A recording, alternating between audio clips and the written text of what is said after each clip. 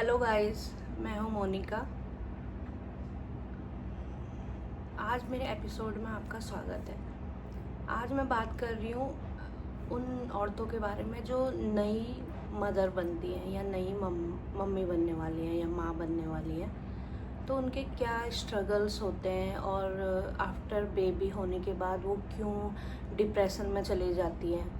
ये बात तो शायद सब किसी को सुनने में भी अच्छी नहीं लग रही होगी। कोई कह रहा होगा कहाँ डिप्रेशन में जाते हैं, लेकिन ये चीज़ होती है सभी के साथ, मुझे जहाँ तक लगता है। क्योंकि हम जब माँ बनने वाले होते हैं तो उससे पहले हम एक अपना माइंडसेट नहीं सेट कर पाते, क्योंकि हम बहुत सारे लोगों की बातें सुनते हैं, उनको मानते हैं। हम सोचते हैं ये भी सही बोल रहा है, वो भी सही बोल रहा है। तो हमें जब हम प्रेग्नेंट होते हैं तो हमें क्या चीज़ें करनी चाहिए। सबसे पहले हमें एक माइंडसेट तैयार करना चाहिए।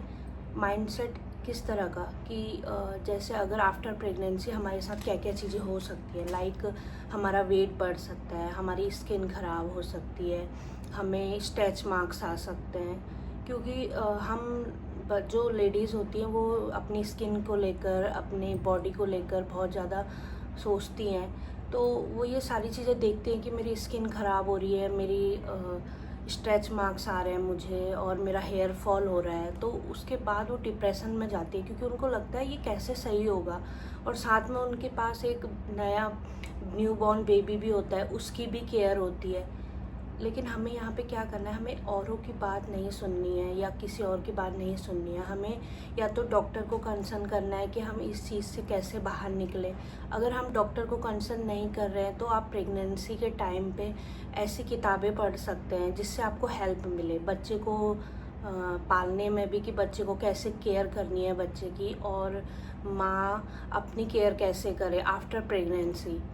और यहाँ पे एक चीज़ और भी बहुत ज़्यादा ज़रूरी है। आजकल जो हो रहा है नेट पे, हम इन्फ्लुएंसर के द्वारा ऐसे चीज़ें बताई जाती हैं कि ये लगाइए, ये क्रीम लगाओ, इससे ये चीज़ ठीक होगी, ये चीज़ें लगाओ, इससे बाल हेयर फॉल नहीं होगा, ये नहीं होगा। हमें तो पता नहीं है कि कौन से प्रोडक्ट पे उस इन्फ्लुएंसर को पैसे मिल रहे हैं, इसलिए वो ये चीज़ बता रहा है। क्योंकि जब हम बच्चे को फीड कराते हैं, अगर उस टाइम पे भी और प्रेगनेंसी के टाइम पे भी अगर हम ऐसी कुछ चीज़ें लगा दें, जैसे क्रीम या कुछ शैम्पू जो बच्चे को सूट ना हो, तो बच्चे को पेट के जब हमारे बच्चा पेट में होता है तो उस समय भी वो चीज़ प्रॉब्लम कर सकती है, वो प्रोडक्ट प्रॉब्लम कर सकता है। और आफ्टर प्रेगनेंसी में भी जब आप फीड करा रही हैं बच्चे को, तो वो जो चीज़ आप अपनी स्किन पे लगाएंगी वो बच्चे के आप फीड कराओगे तो दूध पिलाओगे बच्चे को, तो उसके थ्रू ही बच्चा उस चीज़ को भी उस पे बच्चे को भी असर पड़ता है, मतलब बच्चे को भी असर होता है उस चीज़ से। और हम सोच भी नहीं सकते कि बच्चे के साथ क्या चीज़ें हो सकती है। उसकी स्किन ख़राब हो सकती है, कुछ भी हो सकता है। क्योंकि मार्केट में जो प्रोडक्ट होते हैं वो बच्चों मतलब फीडिंग मॉम पे टेस्टेड नहीं होते, ना ही प्रेग्नेंट लेडीज़ पे टेस्टेड होते हैं। कितने सारे प्रोडक्ट होंगे, इसीलिए हमें डॉक्टर से कंसर्न करना बहुत ज़रूरी है कि हमें हेयर फॉल हो रहा है या हमारे स्ट्रेच मार्क्स आ रहे हैं या हमें फेस पे झाइयाँ हो रही हैं, पिंपल्स हो रहे हैं। क्योंकि ये सब चीज़ें नॉर्मल हैं। अगर हम एक बच्चे को जन्म देने वाले हैं तो हमारे शरीर में हार्मोन्स इम्बैलेंस होता है, और साथ ही हम सब कुछ मतलब चेंज होने लगता है बॉडी में। और इसीलिए हम अपनी बॉडी को भी एक्सेप्ट नहीं कर पा रहे होते हैं कि हमारा वेट बढ़ चुका है, हमारी स्किन ख़राब हो चुकी है। तो इसलिए हमें डॉक्टर से कंसर्न करना ज़रूरी है। और साथ ही हमें ऐसी बुक पढ़ना भी ज़रूरी है। कुछ चीज़ें ऐसी होती है जो हम डॉक्टर से भी नहीं पूछते हैं, और कुछ चीज़ें ऐसी होती है हर चीज़ के लिए हम डॉक्टर के पास नहीं जा सकते हैं। तो हमें अवेयर रहने के लिए बच्चे की केयर कैसे करनी है, और माँ की केयर कैसे हो सकती है आफ्टर प्रेगनेंसी, अपनी केयर हमें कैसे करनी है, तो हम उसके लिए किताबें पढ़ सकते हैं। और साथ में ही हम अपने जो मतलब हेल्प ले सकते हैं, जिनसे मतलब आपको लगता है कि वो आपकी प्रॉब्लम सॉल्व कर सकते हैं, ऐसे लोगों से हेल्प लें। डिप्रेशन में ना जाएं, क्योंकि जब हम डिप्रेशन में जाते हैं या हम किसी चीज़ की टेंशन लेते हैं या ओवर थिंकिंग करते हैं, तो उससे हमारे बच्चों पे भी असर पड़ता है। बच्चों पे असर पड़ता है, छोटे बच्चे चाहे कितना ही छोटा हो, बच्चों पे गुस्सा आ जाता है। ये सब चीज़ें नॉर्मल हैं। लेकिन जैसे सोसाइटी क्या सोचती है कि यार तुम तो माँ हो, तुम तो गुस्सा नहीं कर सकती या चीज़ें ऐसे तुम बिहेव नहीं कर सकते अपने बच्चे के साथ। सबको उम्मीदें होती है माँ से, लेकिन जो माँ है उसके साथ क्या हो रहा है, ये सारी चीज़ें क्यों उसके बॉडी में चेंजेस आ रहे हैं, क्यों उसका वेट बढ़ रहा है, क्यों उसको झाइयाँ हो रही हैं या स्ट्रेच मार्क्स हो रहे हैं, ये चीज़ कोई नहीं समझता।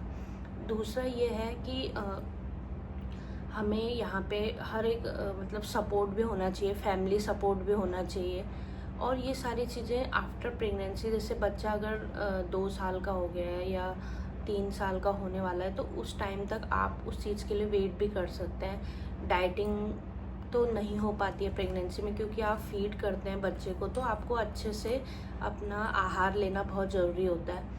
तो अगर आप उस चीज़ के लिए चेंज आप कर अपने बॉडी में आप चेंज कर सकते हैं, आराम से हो सकता है, लेकिन वो तब होगा जब आप बच्चे को थोड़ा बड़ा होने दें। क्योंकि उस टाइम आप कुछ ऐसी चीज़ों पे ध्यान दें, जैसे कि मेरा जो अभी मैं खाना किस तरह का खाऊं जिससे मेरे बच्चे को अच्छे से दूध मिल पाए, या बच्चे की मैं टेक केयर कैसे करूं, उसके डायपर कैसे चेंज करने हैं और उसको नहलाना कैसे है। और बच्चे की स्किन भी ऐसी होती है कि बहुत ही नाजुक, उस समय हमें कैसे उसकी स्किन को टेक केयर करना है, ये सारी चीज़ें हमें सीखनी होती है। तो इसके लिए बुक्स हेल्प कर सकती हैं आपको, ऐसे लोग हेल्प कर सकते हैं जो आप सोचते हैं कि हेल्पफुल हैं आपके लिए। और ऐसे आप डॉक्टर के पास जा सकते हैं। डॉक्टर तो यह है कि आपको सारी चीज़ें बताएंगे कि कैसे आपको बच्चे की टेक केयर करनी है। और सबसे बड़ी बात, आजकल यूट्यूब भी है, यूट्यूब पे भी कुछ चीज़ें ऐसी है जो लोग सही बताते हैं। कुछ जो जिनको डॉक्टर ही एडवाइस देते हैं, वहाँ पे आप वो चैनल देख सकते हैं और उनसे एडवाइस लेके ही आप वो चीज़ें कर सकते हैं। लेकिन मेरा फर्स्ट एडवाइस तो यही रहेगी कि आप डॉक्टर के पास पहले जाएं, उसके बाद और चीज़ें हैं। Thank you for watching. Take care guys, and please my channel को सब्सक्राइब करें। Thank you, bye.